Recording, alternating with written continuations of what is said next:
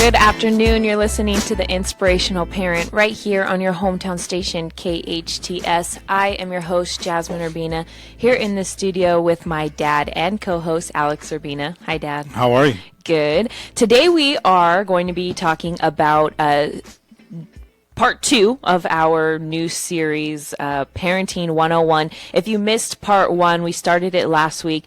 You can find that podcast online at hometownstation.com. But if you're just joining us, go ahead and listen. It's going to be very easy to jump in. This parenting series is things that we need to be teaching our children about living consciously.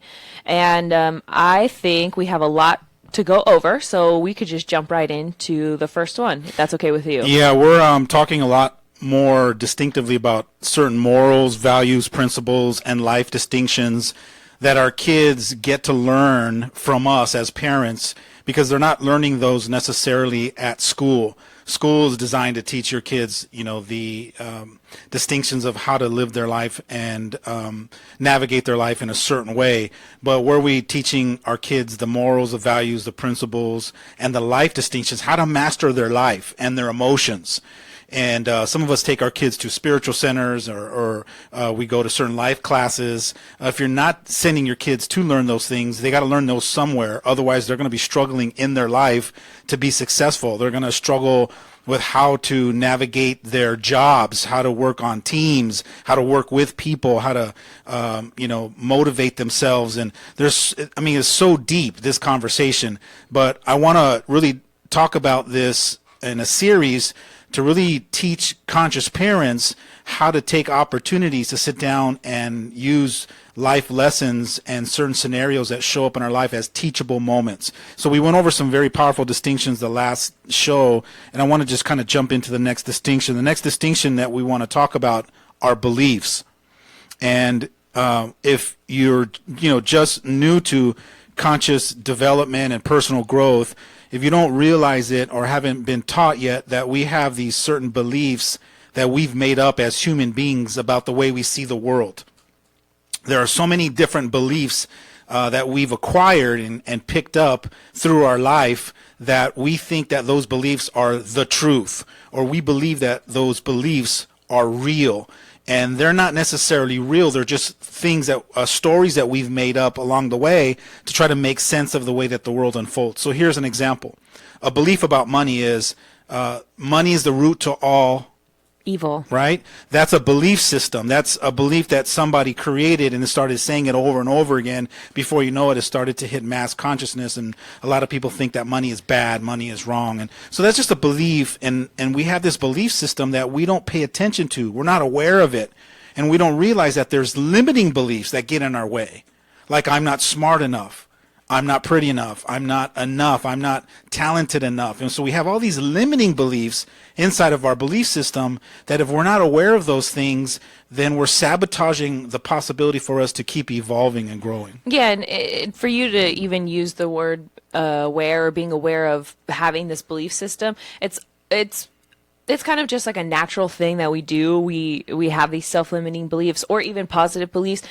We're constantly making beliefs up about everything or making our minds up or decisions about something, whether it's true or it's a judgment or whatever. But at least for me growing up as a teenage girl, one of the things that I really struggled with was the belief about my parents and the belief that they don't care about me, or they don't care about this, or they only care about my brother, or they only care about my sister.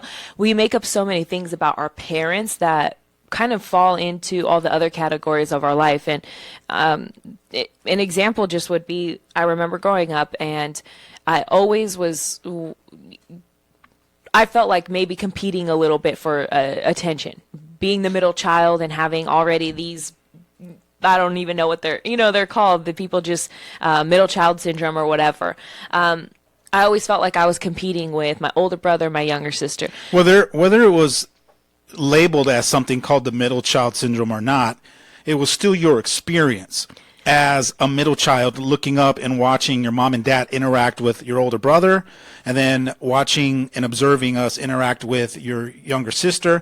And so then it's just natural that the mind's going to make things up. It's going to, your mind can't just be okay with observing, especially when you're little. You're like a sponge. You're looking at all the experiences and you're making up these stories. Like, how come he's being treated in a different way? How come she's being treated? How come I don't this? How come I don't? So it's making up all these stories. The question is are the stories that are being made up, are they empowering or disempowering? And then the big overall question is, are those stories that you've made up for many years as a kid growing up in your home, are those stories real or not? That's the question. And I didn't mean to cut you off, but I wanted to paint that picture that whether it's middle kid syndrome or not, it's still your experience and it's still valid. Right. And as a middle child, I resented the, middle child syndrome pretty much my whole life. You probably still do. I do a little bit, but now I've accepted it in a more understanding way. Almost like I'm trying to see it for when I'm a parent and I have a middle child, that they are not, yes, they're making those things up, but how is it that every single middle child in America or in the world is having the same experience? Maybe because it's true, maybe because it's a phenomenon that happens when you're a middle child, whatever it is, it's a real thing. And people labeling it middle child syndrome and calling you names and whatever, that's not going to help. So, for me, it was actually really tough growing up with those beliefs. And now that I'm a little bit older and I can see that my parents, you and mom really did give me the same opportunities and love and everything that you gave my brother and my sister, I still see and make up, even now as a grown adult, knowing full and well what my beliefs are and knowing about being a middle child, all of those things, I still make up stuff. It's still really simple for me to see my mom do something for my sister and think, wow, she never did that for me. Or see you do something for my brother, wow, he never goes out of his way for me. It's really, really easy to do that. And I think siblings do that in general and compare in general.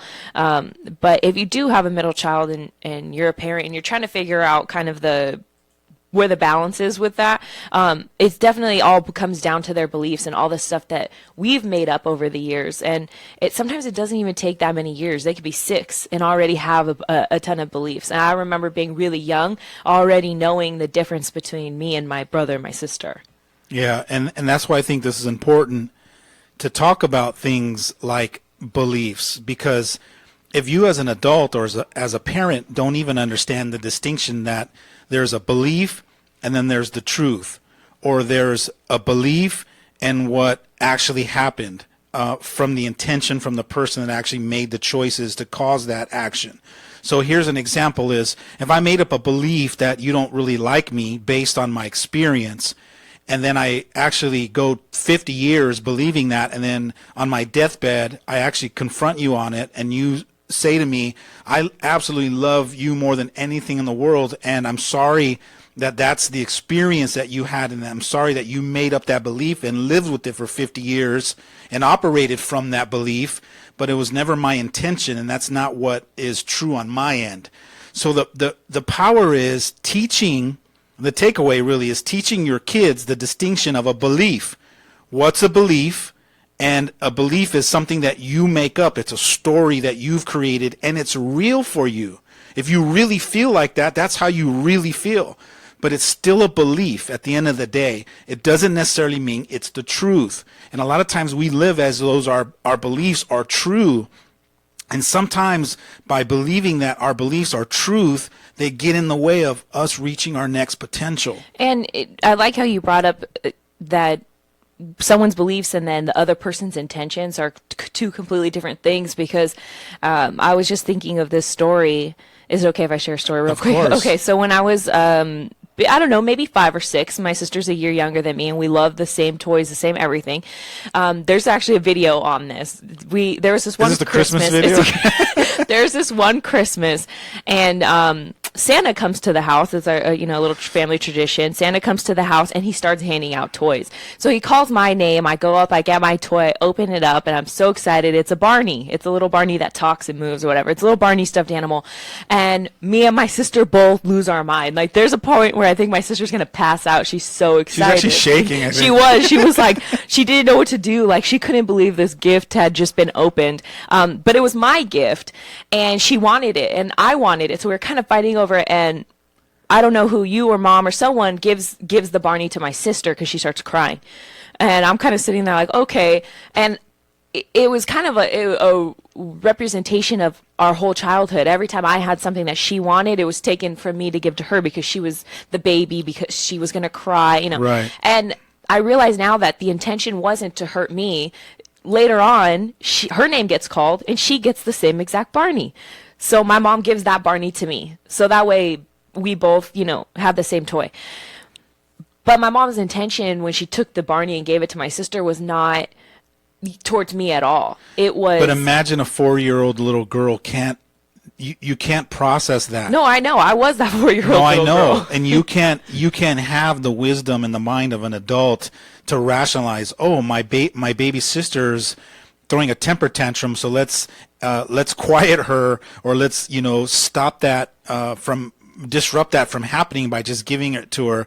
But being unconscious at whatever level we were as parents, we're not even thinking about how it could be destroying you or validating a certain belief that you have created as a 4-year-old, saying my younger sister gets everything and I don't.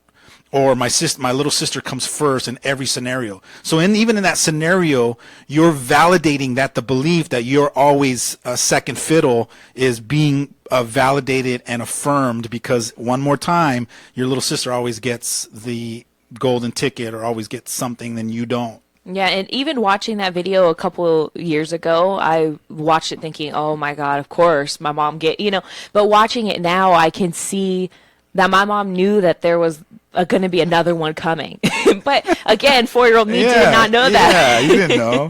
So you just got stuck on that story and you affirmed it, and it didn't matter if 1,000 Barneys came afterwards to you. It didn't matter. You were stuck on, I can't believe one more time my little sister got something, and it was, or look what got taken away from me. Because in that moment, all your joy and all your glory of going, oh, for me, and then all of a sudden your little sister has a temper tantrum and it's taken away from you. In that moment, it's like, how could you do this to me? And I can see from a perspective of a 4-year-old how devastating that might be.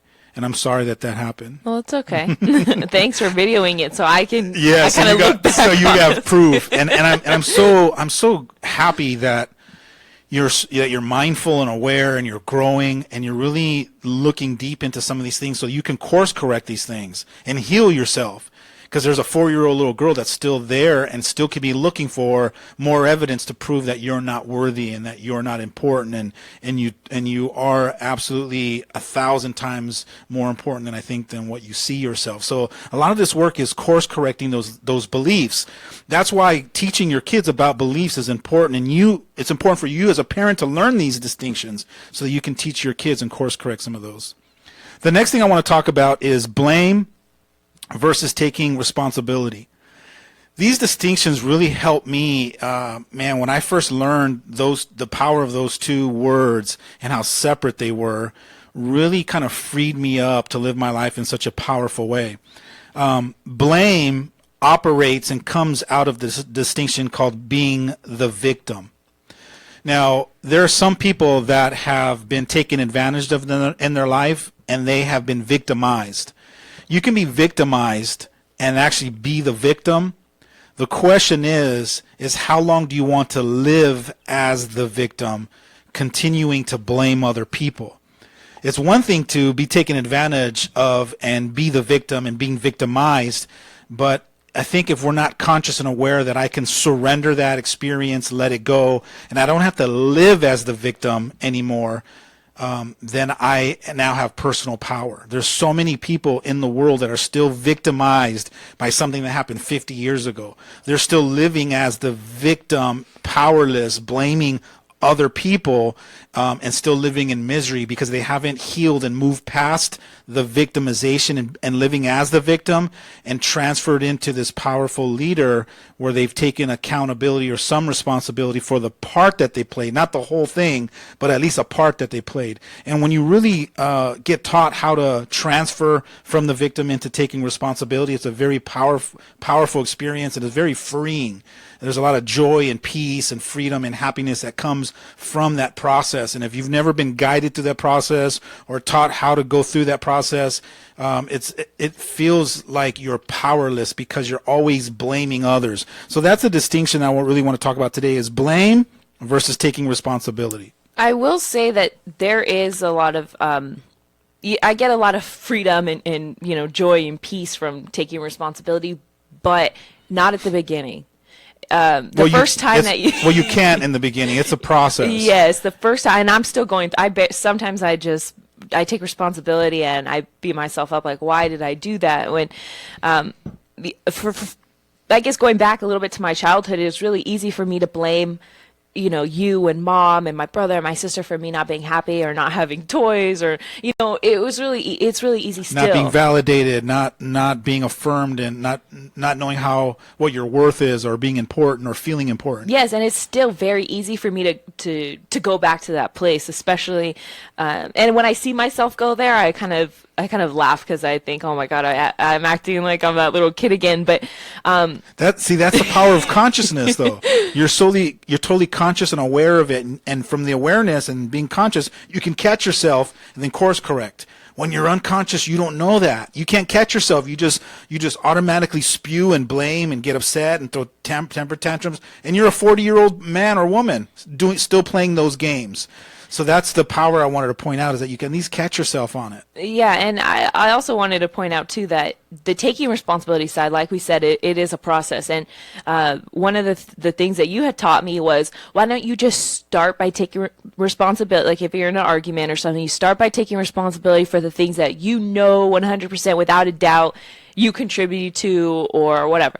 So I started doing that in my relationship, and what ended up happening was I would do that and take responsibility, and my boyfriend would go, okay, thank you for admitting you were wrong, and walk away. Right. And I would be so mad because I would say, no, I wasn't taking responsibility for the whole thing. I need you to still take but he didn't know that. He wasn't on the, okay, I'm going to start taking responsibility for my half too. So it was really frustrating in the beginning. Even now, sometimes I'll take responsibility and then I want to take it back. And I'll say, you know what, never mind. This is all your fault. But it is really freeing knowing that eventually, or at the end of the fight, that I at least acknowledge my part in it. And it's really freeing too to know that person acknowledges their fault in it. I'm still working on moving forward, even if they don't acknowledge their fault in it. So, like you said, it is a process, and I'm hoping that one day I can take responsibility, not need them to take responsibility, and still be freed up. Yeah, you'll get there. It's funny because in my book, The Inspirational Parent, I specifically talk about this topic about taking responsibility. And the story that I tell is about a CEO that I actually am coaching. And in that scenario, he was very frustrated about something that happened with a coworker or one of his employees. And I said, if you really want to have a breakthrough, I'm going to walk you through this process. Do you trust me? And he said, yeah. And then I said, I want you to go back and have this conversation with this employee, and I want you to start taking responsibility for the part that you played. And I said, and then stand there and watch what happens. And then he goes, well, what's going to happen? I go, just trust what I'm telling you. So he goes, all right. So he goes to his employee, and I kind of walk behind him and linger around the corner, and he addresses the employee, and he says, look, hey, I want to really do a cleanup real quick, and I want to take responsibility for not setting you up to win. I should have explained this to you. I should have gave you a little bit more clear instructions, and I realized that I didn't. And as soon as he started going down this road about taking responsibility for whatever had happened or the scenario that was faulted or the mistake that was made, the female employee interrupted him in mid-sentence and said, no, I have to take accountability for the part that I played. And then she started owning up to the fault or the mishap or the mistake that she made. And before you know it, they were actually arguing to take responsibility for the mishap. And I'm sitting around the corner and I'm chuckling inside. And so then I kind of make my way back to the room, and then he comes back and he's like, oh my God, that was amazing. And it's the distinction I talk about, how powerful taking responsibility is. I don't know what it is, but it's this phenomenon that when you start taking accountability for something, what you actually do is you give the other person permission for them to look at themselves to see how they can take accountability for the part that they played. Now, in the book, I talk about it's like an 80 to 90%. You're going to get someone respond with wanting to interrupt you and take accountability. You're going to have 10 to 15% of the people that aren't. They're going to do what your boyfriend did. They're going to be so thankful that you apologized. Thank you for acknowledging that you made that mistake. And so I thought it was funny because it reminded me of that little snippet in the book about that, a certain percent of people are going to argue with you, and they're going to just kind of get swallowed up in how inspiring it is for someone else to just, for once in their life, come in and just start taking responsibility. It's very rare that people do that. I don't know what it is, but it's a lost art form of people being willing to step in and say, hey, I want to own up to the part that I played. We're just not doing it no more. And more importantly, we're not teaching our kids how to take responsibility. Our kids are being victims, and they're blaming, and they're pointing fingers. And in case you know anything about the distinction called being a victim, pointing fingers and blaming renders you powerless because you can't change it, because it's the other person's fault. By taking accountability or responsibility for the part you played, then you can own it, and then you can actually, from that launching pad, you can actually make a new choice to cause a new result.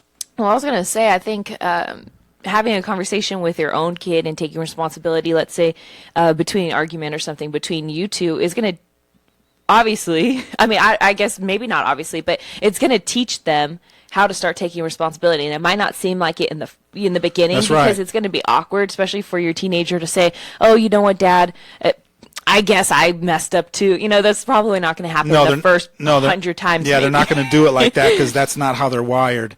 However, the modeling does, after a while, kick in. You have to model those behaviors. If you want your kid to start taking responsibility for their life and the choices they make and the mistakes that's happening or the mishaps, you're going to have to start teaching that by modeling it. You're going to have to start owning it, and you're going to have to kind of go above and beyond and then let it run its course. Like you said, it might not be the 3rd time or the 12th time or the 100th time, but at a certain point, they're going to start shifting, and you're going to start noticing the difference. Every kid has a different number. I don't know what that number is, but you have to be willing to go down that road and show them what that looks like. If you're stubborn like me, it's probably going to take 1,000 or 2 times. But we did take a quick break, but stay tuned for more of the Inspirational Parent right here on your hometown station, KHTS. You love your pet, but there are still some everyday challenges that you just haven't been able to fix. Tune into The Doggy Director with Canine Master Stephen Ritt, Saturdays at 11 a.m. right here on KHTS. He'll be taking your calls and giving you insight using the Ritt Way, a technique he's honed through decades of training. The Doggy Director, every Saturday at 11 on 98.1 FM and AM 1220 KHTS. Catch the podcast at hometownstation.com. This is a Rita's Daybreak. There's a huge crowd at Rita's. With so many amazing flavors, every day's a treat. Let's see what folks are celebrating. I lost my first tooth. No more training wheels. My dog photo got 37 likes. 3 kids, 3 activities, 0 meltdowns. There you have it. Layer it, blend it, or drink it with Italian ice and creamy custard. So many reasons to celebrate at Rita's. This has been a Rita's Daybreak. We'd like to thank our advertisers and readers for their loyal support since 1991. Linda and Mo Hafizi, owners of our Valley's 2 leading magazines, Elite and the Magazine of Santa Clarita. The only magazine in our valley mailed to 80,000 homes and businesses every month, with over 250 pages of community news and features. Discover how the Magazine of Santa Clarita can help your business. Call 294-4444. Superior quality is second nature to us. Just ask our advertisers. Little Eye Leaders is the newest preschool in the Santa Clarita Valley. At Little Eye Leaders, our outstanding teachers lead with intellect, perspective, and heart. That means our programs provide a warm, nurturing atmosphere to meet the unique needs of each child. We believe that play is a powerful form of learning for young children. That's why our kids have every opportunity to learn through the magic and excitement of play. Parents, schedule a tour today by calling 303-0400 or online at littleeyeleaders.org. With the safe disposal of waste from our homes in the Santa Clarita Valley, Chiquita Canyon Landfill is able to create enough green energy to power 10,000 homes each year. So you can feel good that the waste from your home in the SCV is helping create a clean energy source and reduce greenhouse gas emissions. Chiquita Canyon Landfill is our partner in sustainable living. Chiquita Canyon is helping lead the way to a greener future.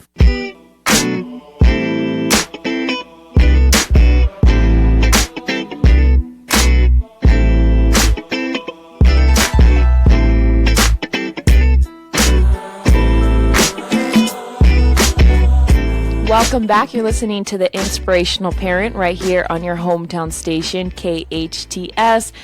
Today we are on part 2 of our series, Parenting 101, the things that we need to be teaching our children about living consciously. Before we went on the break, Dad, we were talking a little bit about blame versus taking responsibility. I'm not ready to jump off this one yet, only because I want to bring up that I think pointing blame, I've been saying this about a lot of things, like a lot of our habits. I think pointing blame comes naturally. I think it's almost like if nobody teaches you how to do the more effective thing, you default to the less effective thing, if that makes sense. Like, yeah, if you don't know any difference, it's kind of like just in our wiring. I think it's in the DNA of our ego to just blame and point fingers, and that's why being really resignated to your ego is the part of being unconscious. You're not aware that there is another option, which is called taking responsibility, and that there's this freedom and joy and passion and personal power that comes from that process until someone teaches it to you, or talks about it, or opens it up as a new possibility, until you have a new aha moment, like, I never thought about it like that. So that's the purpose of having that new awareness, is knowing that there's another option. It's not the only way to live your life, which is being the ultimate victim for everything and blaming everyone for your entire life.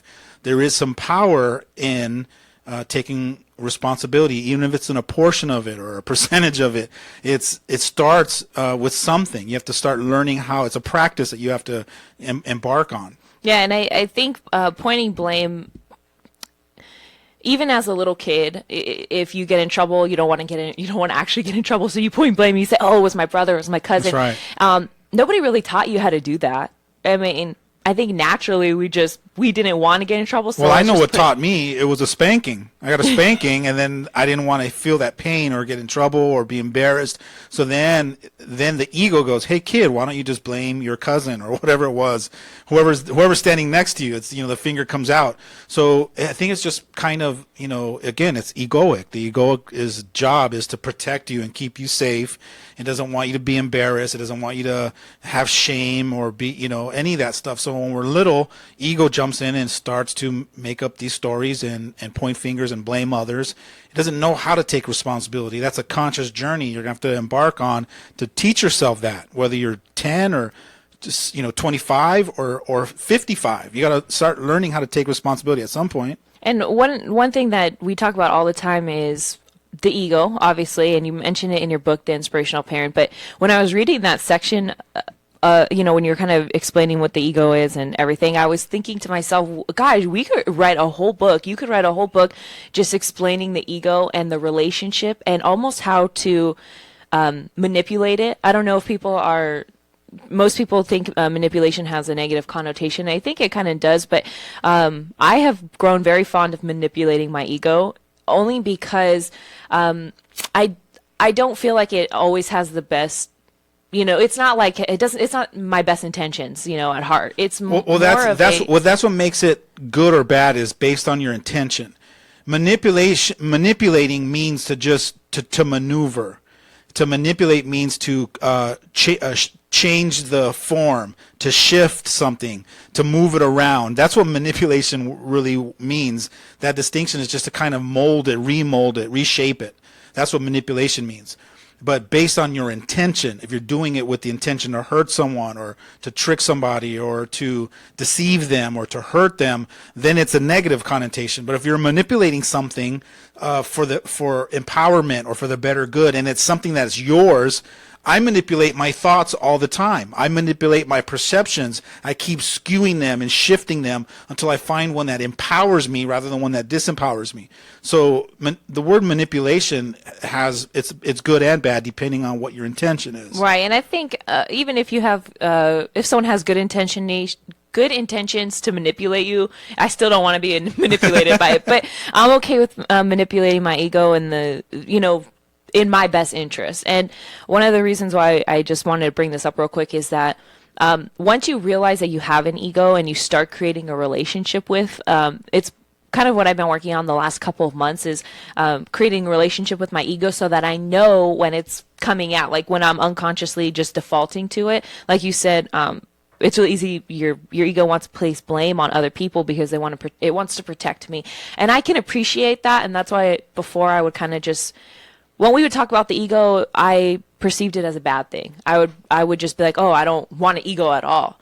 But I realize now that having a relationship with it and saying thank you so much for trying to protect me, but not right now, I understand. So it's been a really long process. I think we've been talking about the ego since I was 13 years old, and the last 10 years have been me kind of trying to say, well, I don't want to be like that. I don't want people to think I have a big ego. I don't want people to think I'm stubborn. I don't want people to think of me like that I would just kind of push it away. But the last couple of months I've been trying to give more attention to it and realize that I do have a relationship with it. So maybe when we're done with this series, we can talk about the ego. What's funny is that even the part of you that says, I don't want that, that's still the ego talking. Because your spirit doesn't really care about what people think about you. So it's funny because even talking about the ego sometimes could be coming from the ego, right? So spirit doesn't care about what people think about you. Spirit is just spirit. It's just love. It's just light. It's just all, good intentions. So, just even that thought has kind of shed some light on it. And then before we jump off of this, what I really want to talk about, and I want to make this distinction for people that are listening, what I don't want people to hear is that when you get, again, taken advantage of, or somebody hurts you, or somebody victimizes you, the natural process is you are a victim in that moment because you don't know any better, or you don't know how to protect yourself, and then someone else has figured out how to take that opportunity to take advantage of you. And so you are a victim, and you are victimized, and you have permission to be the victim. The question is, for you to ask yourself is, how long do I want to be the victim for? Do I want to live the rest of my life being the victim and holding on to the blame and the resentment and the anger that I have towards someone? Or at some point do I want to free myself up from that so that I can move forward and living in a present moment, living in each new moment freed up without carrying this baggage with me? So it's a natural process to be, when you are hurt or taken advantage or victimized, to be the victim, and you have permission. Let it run its course organically until you consciously decide, I'm done with this process. So for some of us that are conscious and aware on that journey, we can decide to let go of being the victim quicker than others. So I can be taken advantage of and then decide to get off of it, surrender it, let it go, forgive the person, and move on in literally 3 minutes. Or 5 minutes, or a day, or 5 days, or 10 days, or 6 months, or a year, or 10 years. You're the one that's deciding when you want to get off it and shift off of being the victim and living the rest of your life as though you're powerless and that you're always going to be like that. Yeah, and I think one of the, fine lines that we tiptoe around sometimes, or at least I do because I don't want anyone to interpret it differently, is that if you are an actual victim, let's say of a domestic violence scenario, you are a victim, and that's okay to place blame, for a little while. But like you said, it's almost like, okay, moving forward, how do I want the rest of my life to be? Do I want to be a victim all the time and keep being taken advantage of, or do I want to take responsibility for the new moments and then move forward? And here's what's powerful about shifting into taking responsibility for what happened. Moving forward, you're now going to start learning how to take responsibility for yourself and your own well-being. So then now, as you shift into taking responsibility for what happened, or a portion of it, or the part that you put the place that you put yourself that allowed yourself to be taken advantage of, and owning all that whole process, now you can take responsibility for moving forward as, I'm going to now protect myself. I'm now going to be more aware. I'm going to watch out. I'm going to do my homework. I'm going to, not be as trusting as I was before, or as naive as I was before. So there's that whole learning process in that. The next distinction I want to move on to is change. I don't know what it is about people as human beings, and we can bring the ego back into this. The ego doesn't like to change. So it's anti-change. It's against change. It doesn't want you to change. It wants you to stay inside your comfort zone.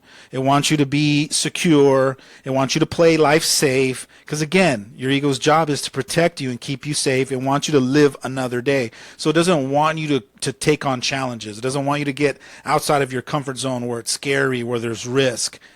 So it's going to do everything it can to not have you change. The problem is that the world is constantly changing and it's constantly evolving. And if you're not constantly changing and evolving rapidly with the world, and you're not evolving with the world will outgrow you. Relationships will outgrow you. People will outgrow you. And then there you are standing there in your 50s or 60s wondering why people have moved on or people have evolved past you, and then you're there by yourself. Suffering and pain because you didn't want to look at yourself and say, hey, maybe I should change. Maybe I should take myself to the next level and do a little bit more work on myself. Yeah, what's really interesting is I saw this, picture or something on Facebook the other day, and it said that it was a millennial probably wrote it, and they said, I hate how people always blame everything on millennials and they don't realize. Oh, of course you would find something like that. You know how Facebook is. They put things that I like in front of me. Yeah, exactly. So the algorithms got you dialed in. So it basically says that a lot of people are blaming millennials for a lot of the trends and the fads and everything. And the person was mad because they said, I don't know why they keep blaming the millennials. The youngest millennial is 20 or something like that. So all these things that are going on with the teenagers, that's a different generation. Stop trying to put that on us. And what I realized was that I think as the generations went on, they were supposed to be a gradual change for like the baby boomers to get ready for what was going to come, which is the new generation. Are these Generation Z? So Generation Z is coming up. They're labeling the I generation, right? So Generation I or Z is coming up. And a lot of the baby boomers are not ready. They're still trying to figure out the millennials. But little do they know that some, I don't want to say worse, but people who have changed more are coming up. And I don't think that they're going to be ready. As soon as Generation I starts graduating and going to college, and the baby boomers are going to just be hit really hard, because there is a big, big, big difference between us as the millennials and them. And the reason why I think it was so interesting was that I had not realized that the reason why baby boomers resist us so much is because they don't understand all the changes that happened in those 20, 30 years since they were our age. So, or not even since they were our age, but all the things that have been happening to the world, slowly growing and moving on. So to them, change is not coming easily. And it doesn't really come easily to any of us, even as us millennials, but we're used to it. That's just how it is now for us. And it's almost like the baby boomers are blaming us millennials for things changing, but really that has been changing even through your generation and our generation. So I just wanted to share that. That was really interesting when I saw it on Facebook. Well, the world is always changing, like I said, and the question really relies on you asking yourself, am I changing? And am I changing fast enough? Am I changing deeper enough? Am I going deeper? Am I evolving as a human being? Are the things that I'm changing, is it my mindset? Is it my emotional intelligence, or am I just trying to, add a lot of content and information into my mind? Because there's a distinction between getting smarter and evolving. Because you can really be highly intelligent and not be evolved, and that's, to me, the heartbreak that sometimes some of my clients that I work with are very highly intelligent people. They're really smart. They have high IQs. However, it doesn't matter how smart you are. What matters is how evolved you are, how balanced and well-rounded you are in all areas. Are you personable? Can you connect to people? Do you attract people, or do you repel people? Can you be vulnerable and intimate? Can you make eye contact with someone? Can you be still? Can you be patient? Can you be the space for people to share? Can you be a healing person? So, I mean, the human being is so powerful and so deep that we haven't even scratched the surface of getting to the depths of how evolved we can be. And that all revolves around the word change. Are you willing to change? Do you have the courage? And then ask yourself, at what level? At what price? Because some of us have to pay prices to change. I've paid huge prices to change. Not to mention the price that it costs, even in financial dollars. Like, I was thinking the other day to myself, man, I must have spent at least anywhere between $60,000 to $80,000 that I've invested in my personal growth. So, take aside, and that's not college money.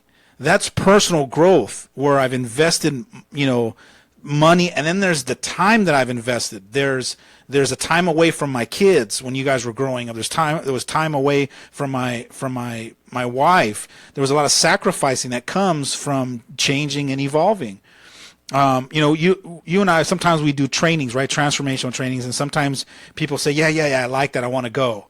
But they won't invest in themselves. They won't invest the time or the money or the risk of whatever risk that you got to surrender or give up or pay to get in there and do that kind of work, such that you're actually evolving and you're doing the work. You're not just reading more information and storing it up here. Yeah, I was going to say, I think in my experience, the number one thing that has held people back from joining us in the training room or going on their own journey is not the money. It's not really about the time. It's about the risk that you were talking about. It's about the fear of doing something that they're not sure if how it's going to go. If they have to be vulnerable, or is it going to be weird? And I realize that people aren't afraid they're not afraid of throwing money into stuff, but they are afraid of how the process of change is going to come about. Because nobody wants to look at themselves. There's been so many times where I've been in the training room and I realized things about myself that have made me so emotional that I had to walk out. I had to leave. I was so, you've talked about this all the time, being so disgusted with who you've chosen to be and up until this point and everything. And I think not knowing that or fearing that might happen is so overwhelming, and it's so scary that people just don't try at all, and they don't even try to change at all. And I think one of the biggest distinctions when it comes to change with some of the trainings that I do, whether it's a parent workshop or a teen workshop or an empowerment workshop for anyone, the change that happens in that room, or the opportunity for you to decide to keep changing multiple times and getting to those next levels, is that, let's take teens, for example. Teenagers are slowly disconnecting themselves from each other in relationships. We're now starting to have a relationship with electronics. The relationship and the connection we're having is through a keyboard or through a monitor or digitally through someone else's words that are being typed. So that's what the I generation, they're really connected to technology, and they're not learning how to connect in a human aspect. They don't know how to look at you in your eye. They don't know how to have a moment. They don't know how to be patient and be a great listener. And so in my training, especially the teen training, they have that wake-up call. I give them that profound wake-up call to realize where they are, what they're missing, and I invite them to re-engage, how to learn the art of reconnecting back to each other. And you know what's amazing is they actually love it. To think that your kid would want to go to one of my trainings, they don't. 98% of the kids that come to my training, their parents make them come. But at a certain point, after a few hours, I enroll those kids to want to be there for themselves. And I've learned how to create this kind of perfection in the art of enrollment, where I enroll these kids by inspiring them and speaking into their greatness, that after a few hours, they actually choose to stay there for themselves because intuitively they know there's value there. And what great gift would you want to give your kids other than giving them the gift of figuring out how to reconnect to their authentic self, such that they're reconnecting back to you, mom and dad, as human beings? We had to take a quick break, but stay tuned for more of the Inspirational Parent right here on your hometown station, KHTS. The city of Santa Clarita has so much going on this year. Be on the lookout for amazing events happening throughout the year, including the Cowboy Festival, concerts in the park, Thursdays at New Hall, and the Santa Clarita Marathon. There are also a number of fun activities and things to do year-round, including outdoor recreation, hiking and bike trails, adult classes, art exhibits, youth sports programs, and more. You can even sign up to be a volunteer. Learn more at santa-clarita.com. The Santa Clarita Artists Association has a new gallery in downtown Newhall on 6th Street between Main and Railroad, right across from the Canyon Theater Guild. The gallery features our members' paintings, sculptures, and one-of-a-kind handcrafted gift items. Whether you're an art lover, buyer, or an artist wishing to join, visit our website at santaclaritaartist.org, come to our free monthly meetings at Barnes & Noble, or stop by the gallery. For upcoming events and exhibits, check us out at santaclaritaartist.org. We make visual art visible. Marston's Restaurant has been a Pasadena landmark, voted the best breakfast in California by the Food Network magazine. Discover Marston's Santa Clarita location, open for breakfast, lunch, and dinner. Marston's also has a fantastic catering menu that adds a delicious twist to any event. And they cater picnic dinners for that memorable romantic date. Experience Marston's on Newhall Ranch Road and McBean, or log on to marstonsrestaurant.com.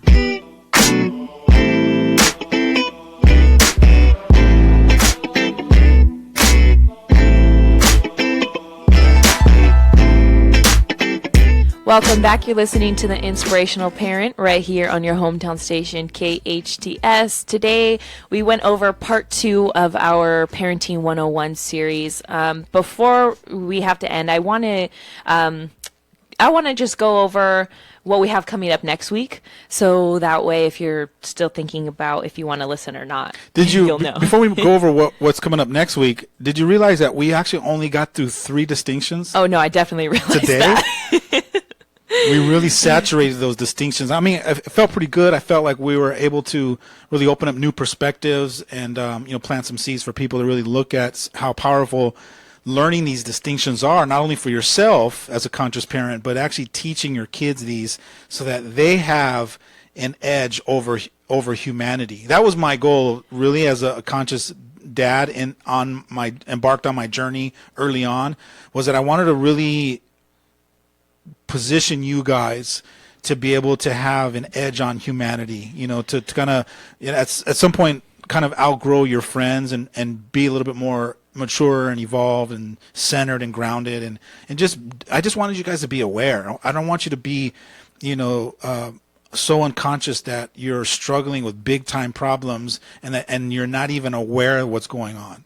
Yeah, and when we started this, my main goal was to, I guess, show the importance of how all of these things affected me as a kid enough that you can see that there's really, other than variations in our life, very different between a very small difference between how I felt and how I was raised compared to how your kids feel and how they're raised. I think for the most part, we're all kind of the same, again, other than those small variations. But just looking at the 3 we went over today, beliefs, that was such a big eye-opener for me.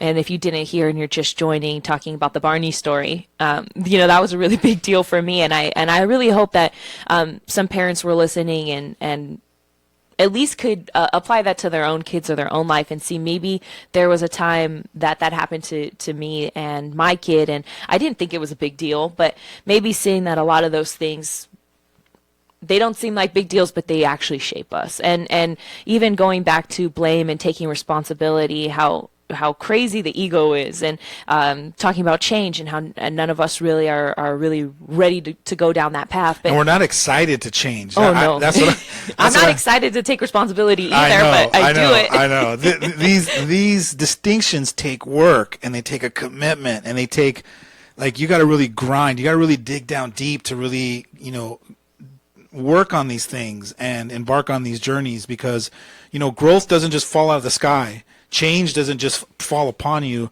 It really takes that inner champion that you have to dig down deep to summon to come out and start really challenging these things. So moving forward, we're going to next week talk about challenge, community, compassion, and comparing. Well, we'll see if we get through all of that. Well, that's what we got coming up. Well, I'm really excited about the community one, just because even right now, when you were saying that, we're not excited about changing, we're not, it's a big commitment. I'm really excited about community because I realize that without my community, without the people who are also on their conscious journey, I probably would not have stuck to this lifestyle and choosing to better myself and grow. I really do need my community, my team to back me up, or else, I would probably just try to forget all the things that I know that I don't know. Yeah, but speaking about community and giving back, you and your mom got a pretty cool opportunity to speak to the community this Saturday at COC at the Women's Conference. Yes, we are going to be there all day on Saturday. I'm really nervous. My mom's even more nervous, so that should be exciting. If you're not even interested in our content, at least come see us make a fool of ourselves. I think you guys are very qualified young leaders, and you're aware, and you've gone along the journey with me, and we've challenged each other, and we've all grown together as a family unit. I think you guys are going to do an extraordinary job. I'm so proud of you guys. So for those of you women that want to be a part of this, it's coming up this Saturday, March 17th from 8 a.m. to 3 p.m. And it's the 2018 College of the Canyons Women's Conference. It's called Making the Most of Your Life. And both Jasmine, my daughter, and Yvette, my wife, are going to be facilitating two speaking engagements there, talking about the inspirational mom. Yes, so I'm really excited about the inspirational mom because I've been so far along, and the inspirational dad and my conscious dad and everything, that I'm really excited to see what working with my mom in this context. Well, you'll be the inspirational daughter. You'll be the inspirational daughter. But yes, we're going to be there 8 a.m. to 3 p.m. We're going to have two segments of Inspirational Mom that are relatively back-to-back. There's a 30-minute gap. So if you're there, stop by and come see us. Thank you so much for listening today. We'll be here next Friday, every Friday from 12 to 1, right here on your hometown station, KHTS.